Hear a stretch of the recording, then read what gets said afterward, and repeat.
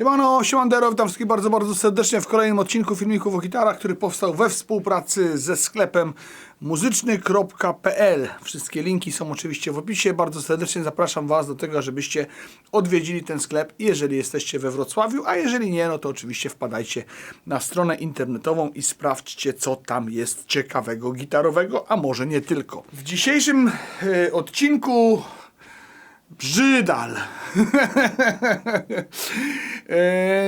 No, znowu offset, znowu Jazzmaster, znowu gitara wzorowana na klasycznych konstrukcjach fenderowskich, ale takiego Jazzmastera jeszcze nie było. Jest to seria Classic Vibe, więc seria bardzo dobrych, o ile nawet nie najlepszych gitar od Squiera właśnie, czyli Fender by Squier, te tańsze wersje Fenderków. No od lat ta seria cieszy się dosyć konkretnym powodzeniem. Wiem już dlaczego. Kilka modeli przez kanał się przewinęło i rzeczywiście są to zacne instrumenty, które, no jeżeli nie macie kasy na, wiecie, prawdziwego Fendera bądź na coś droższego, to tutaj jest coś, na co można zwrócić uwagę i raczej się na tym nie zawiedziecie. W cenie, jaką się płaci za ten instrument, otrzymujemy tutaj bardzo, bardzo dużo. Jazzmaster, no wiadomo, jak powiedziałem już, offset, grunge, surf rock i wszystko, co z tym związane. Dzisiaj w odcinku skupię się troszeczkę na czymś innym i będzie...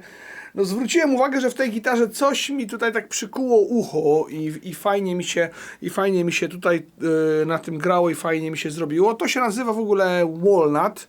Co prawda nie ma tutaj żadnego orzecha, poza tym, że on wygląda tak jakby był orzechowy, no to korpus jest zrobiony tutaj z drewna topolowego. Ostatnio jest to często wykorzystywane w Squierach. Nie jest to pierwszy Squier topolowy, który tutaj nam się trafił. Rozpoczniemy sobie dzisiejszy odcinek od mierzenia i od ważenia.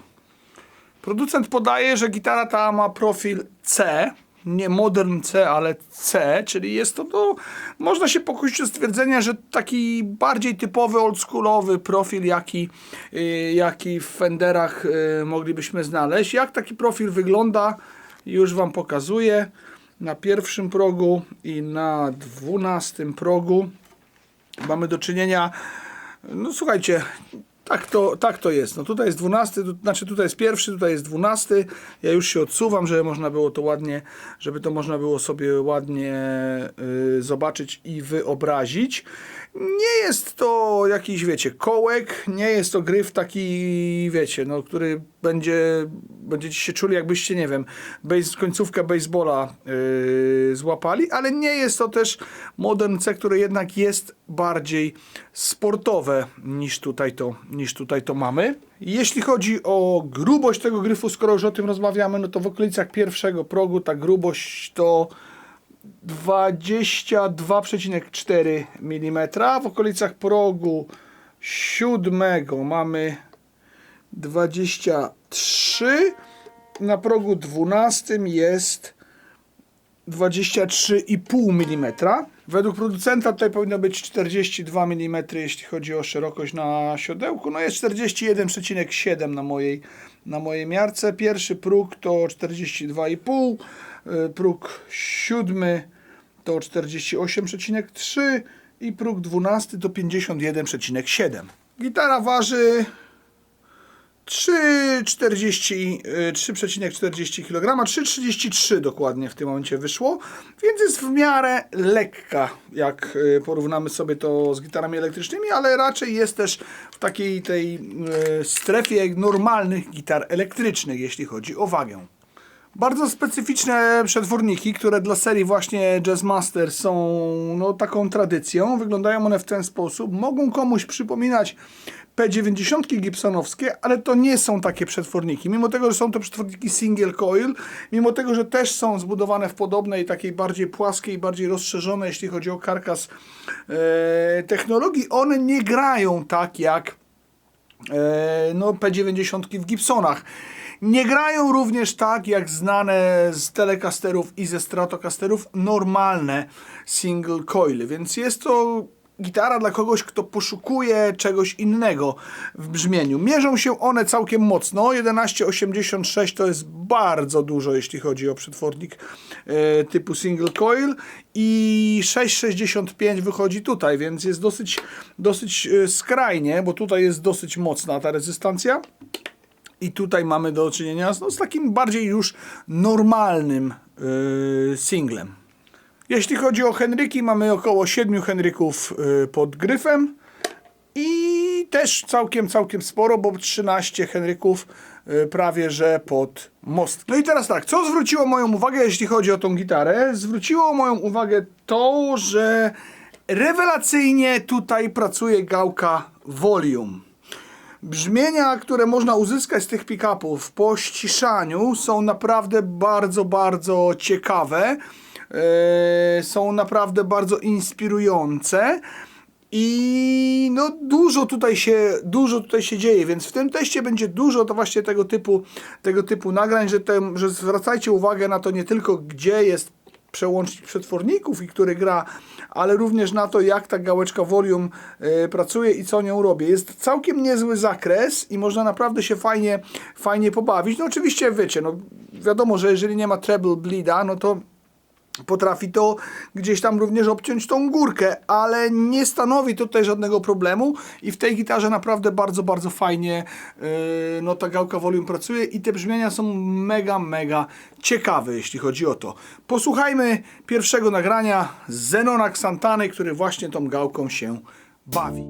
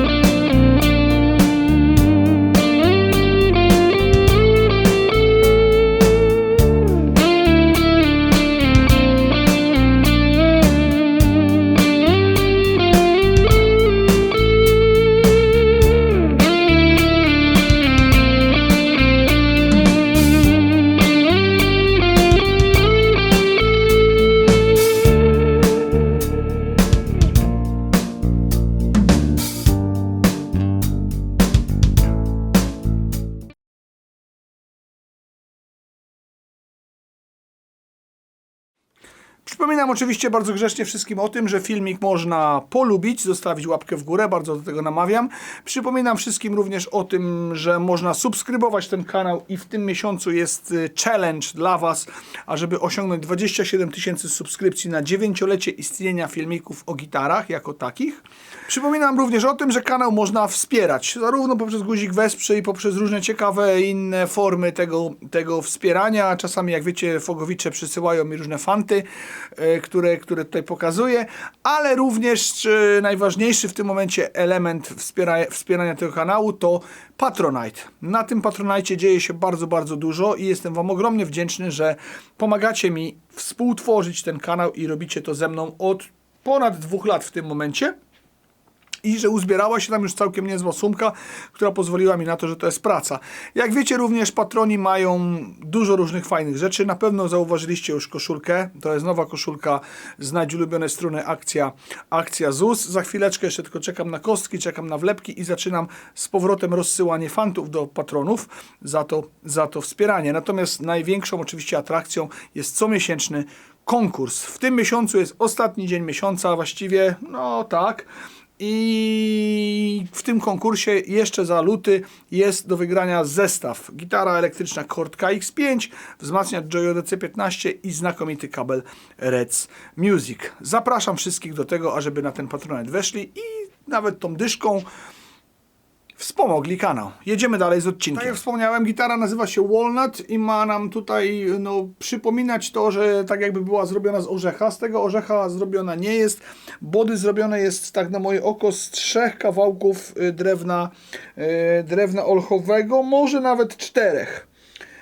Nie wiem teraz, czy tutaj jest łączenie, czy tutaj łączenia nie ma.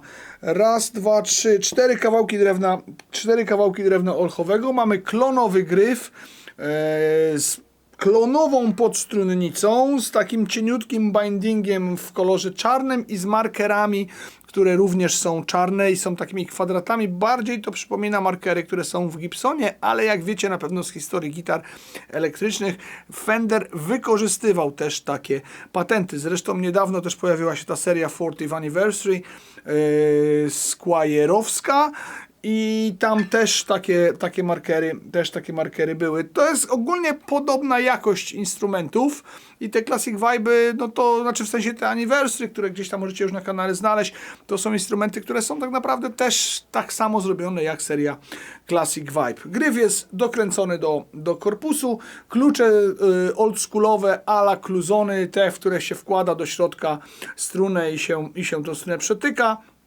Siodełko z jakichś tam sztucznych materiałów imitujących kość. Cała gitara jest pomalowana łącznie z podstrunnicą lakierem, no takim bezbarwnym, chociaż tutaj na body oczywiście jest położone jeszcze dodatkowo, nie wiem, czy to jest bejca, czy ten lakier jest trochę ciemniejszy. Myślę, że jest to po prostu zabejcowane drewno. Bardzo dobrze wykonany instrument i jak na Fendera, no to trzeba powiedzieć następującą sprawę. Przyszedł ustawiony. W gitarze nie trzeba było nic robić, a jeśli chodzi o gitary koncernu Fender Musical Instrument Corporation, to nie do końca jest zawsze takie oczywiste. Słuchajcie, jak powiedziałem, no ta gałka volume tutaj robi robotę, na pewno już to usłyszeliście. Sprawdźcie sobie w tym momencie już bez podkładu, jak zagrała oczywiście na labodze ta gitarka.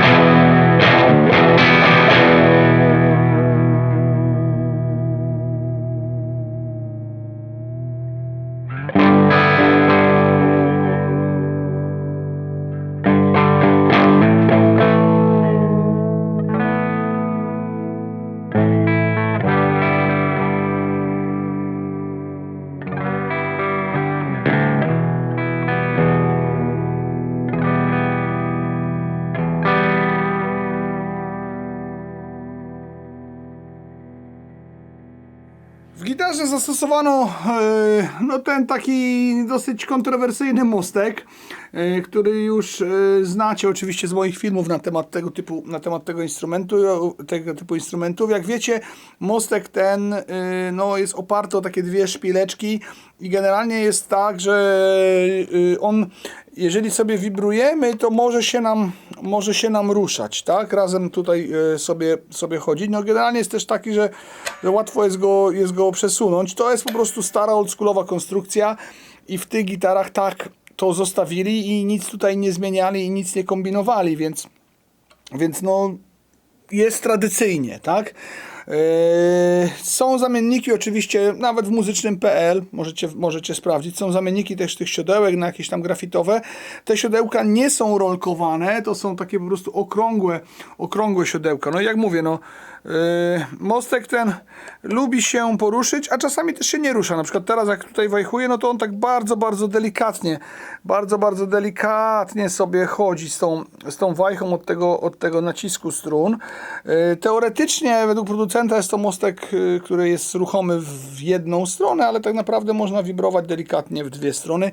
To nie jest mostek do żadnych dive bombów, to nie jest mostek do żadnego robienia, wiecie, motorów i tak dalej. To nie jest mostek typu Floyd Rose, ani żaden Kahler, ani nic takiego. To jest oldschoolowa konstrukcja sprzed bardzo dawna. I jest on po prostu do delikatnego wajchowania. Słuchajcie, nastroję tą gitarę i zobaczymy, czy ten mostek nam rozstraja ten. No, trochę się rozstroił od tego ruszania, ale ja go tak hardkorowo teraz tutaj przesunąłem, nie? Więc no dobra, robimy sobie Wy co prawda nie widzicie tego tunera, ale myślę, że uwierzycie mi na słowo, tak?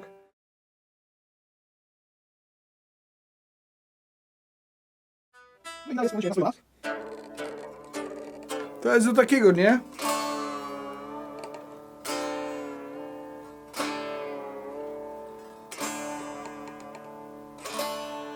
I po takim graniu troszeczkę trzeba dociągnąć tą strunę E. A się trzyma, D się trzyma, G się trzyma, B się trzyma i E też się trzyma, więc słuchajcie, poczekajcie jeszcze.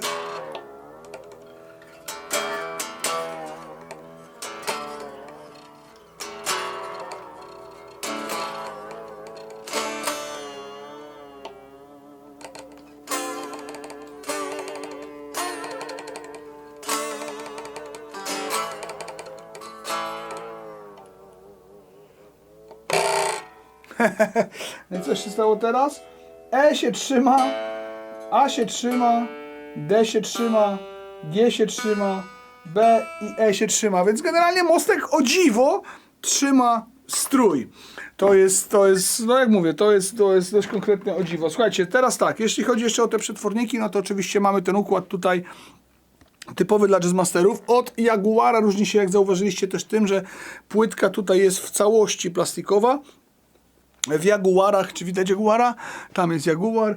W Jaguarach te elementy tutaj są takie metalowe i bardziej to przypomina Precision Bassa, ale układ jest właściwie taki sam. Od Jaguara różni się ta gitara również tym, że to jest normalna menzura fenderowska 25,5 cala, a nie 25 cali, z tego co pamiętam, tak jak w Jaguarze, no ale są to na swój sposób instrumenty bliźniacze. No więc tutaj mamy normalny przełącznik przetworników pomiędzy tymi, tutaj mamy normalny volume i normalne tony, tak jak to w gitarach jest, a tutaj jest oczywiście włącznik tego układu, który pozwala nam na przełączenie się tylko i wyłącznie na ten pick-up.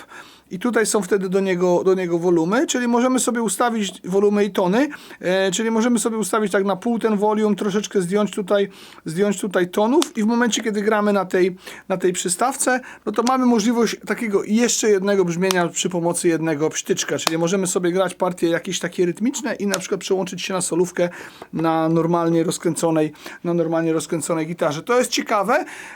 Gitara w ogóle bardzo fajnie brzmi jak na taki oczywiście oldschoolowy instrument i to nie jest żaden instrument taki, wiecie, no dla mnie do tego łojenia tym jednym palcem w dropach, chociaż jak mówię, w grunge'ach też się odnalazł, ale no jest to zacna, jak powiedziałem jeszcze raz, gitara za te 2000 chyba z hakiem ona kosztuje w tym momencie. Sprawdźcie sobie w muzyczny.pl jak to wygląda, ale jest to zacny instrument. Posłuchamy sobie jeszcze jednej próbki. Będzie to znowu próbka nagrana przez Zenona Xantanę i przepatrzcie się temu, co tam się właśnie dzieje, jeśli chodzi o te przełączania przystawek.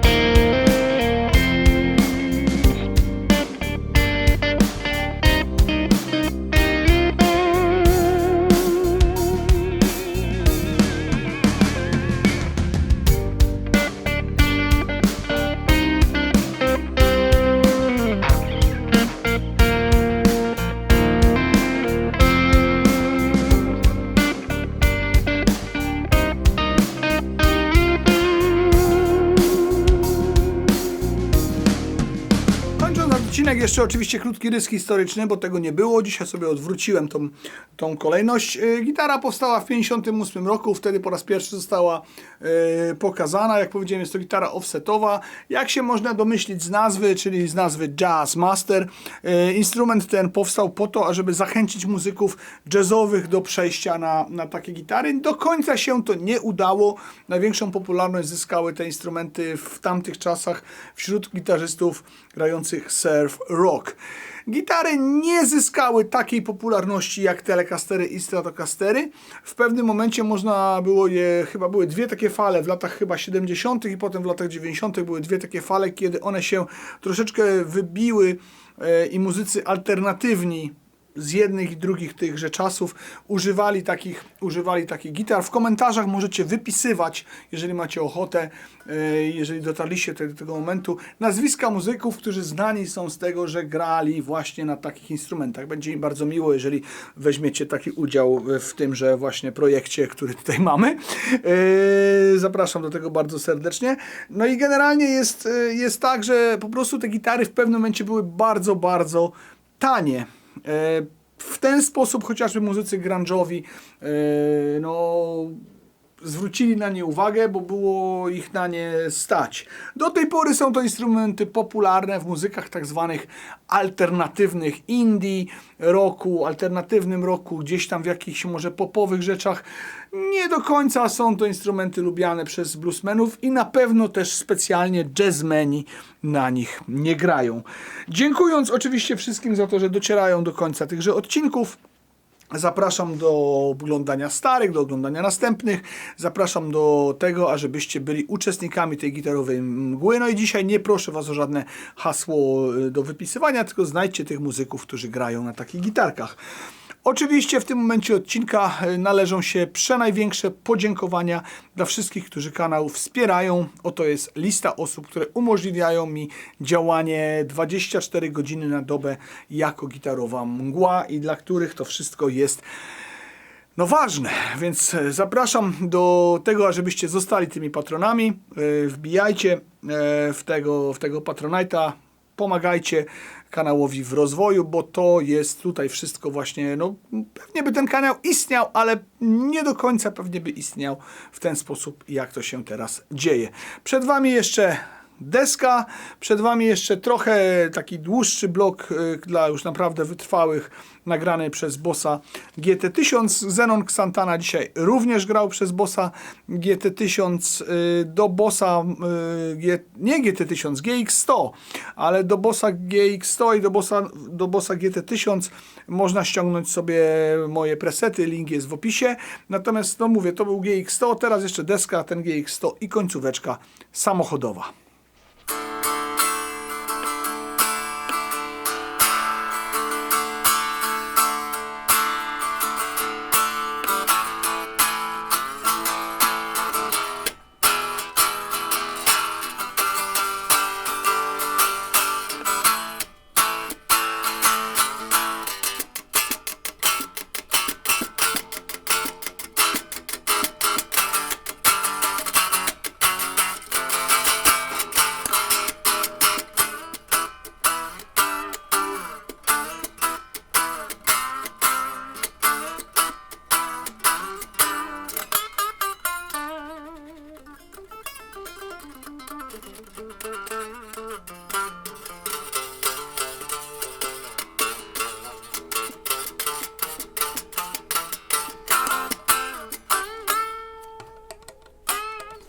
No powiem Wam, że ten mostek, że się nie rozstraja, to mnie dość konkretnie zdziwiło. Ale to dobrze o tym świadczy, o tej gitarze. Końcowa samochodowa, jeszcze z NRD.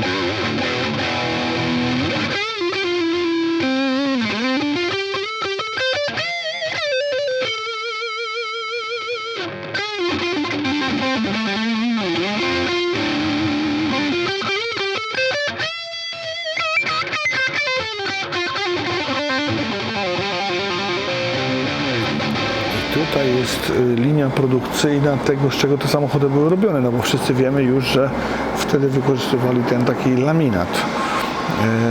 Kurde, może by tą technologię na gitary przenieść i zacząć robić gitary z tego, może też by świnia zjadła jakąś gitarę.